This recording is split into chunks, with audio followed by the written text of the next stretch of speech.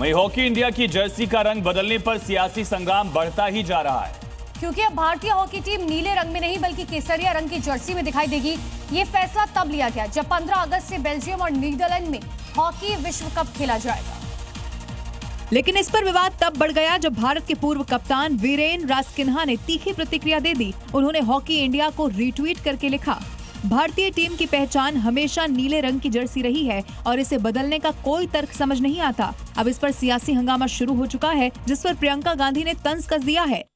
चाहे यूनिफॉर्म बदल लें, ये एजुकेशन पॉलिसी में भी अपनी इतिहास को बदलने की कोशिश करते हैं, कुछ भी कर लें। आपने देखा हमारे देश के युवा क्या सोचते हैं। और दिल्ली के जंतर मंतर पर पैलेट गन के इस्तेमाल के आरोप लगाकर विपक्ष सरकार पर लगातार हमलावर है। वहीं सत्ता पक्ष जवाब में विपक्ष पर झूठा नैरेटिव फैलाने का आरोप लगा रहा है। इन सब के बीच सुप्रीम कोर्ट में भी पैलेट गन के मामले को लेकर सुनवाई।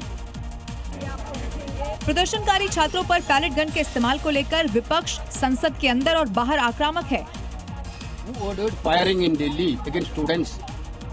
We need an answer from the Home Minister of India. Why Home Minister of India running away from the Parliament? किस लिए, किस वजह से अनआर्म्ड प्रोटेस्टर्स बच्चे के ऊपर आपने पैलेट गन, लाठी और इंजरीज की?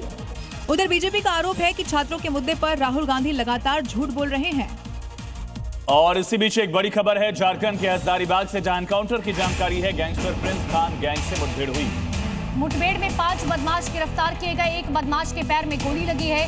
तो बड़ी खबर आपको बता रहे हैं, गैंगस्टर प्रिंस खान गैंग से मुठभेड़ हुई है। झारखंड के हजारीबाग से ये मुठभेड़ हुई है। 5 बदमाश गिरफ्तार किए गए।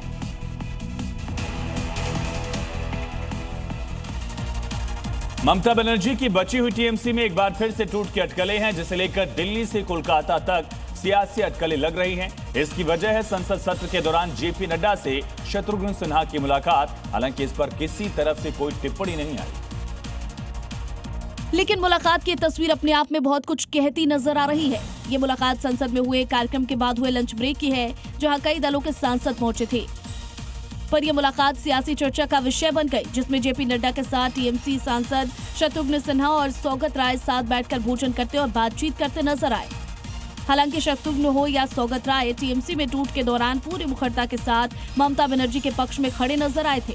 सौगत राय दमदम से मौजूदा टीएमसी सांसद हैं। वो यहां से अब तक 5 बार सांसद और 5 बार विधायक रह चुके हैं। दिल्ली में सरकारी बिल्डिंग्स की मेंटेनेंस को लेकर एक बार फिर से सवाल खड़े हो रहे हैं। इस बार दिल्ली के किराड़ी में सरकारी स्कूल में क्लास चलने के दौरान छत पर लगा सीलिंग फैन अचानक से गिर गया। घटना कैमरे में भी रिकॉर्ड हो गई और सीसीटीवी में साफ देख सकते हैं कि क्लास में बच्चे मौजूद हैं, आराम से अपनी अपनी सीट पर बैठे हुए हैं। लेकिन तभी अचानक से ही छत पर लगा सीलिंग फैन जमीन पर आ गिरा। वो तो गनीमत रही कि कोई पंखे की चपेट में नहीं आया, वरना बड़ा हादसा हो सकता था। इस घटना के बाद से स्कूल परिसर में अफरा तफरी मच गई। ये पूरी घटना क्लास में लगे सीसीटीवी कैमरे में कैद हो गई। लेकिन ये कोई पहला मामला नहीं है, बल्कि इससे पहले भी दिल्ली के ही एक सरकारी अस्पताल में एक मरीज पर सीलिंग फैन गिरने का मामला सामने आया था।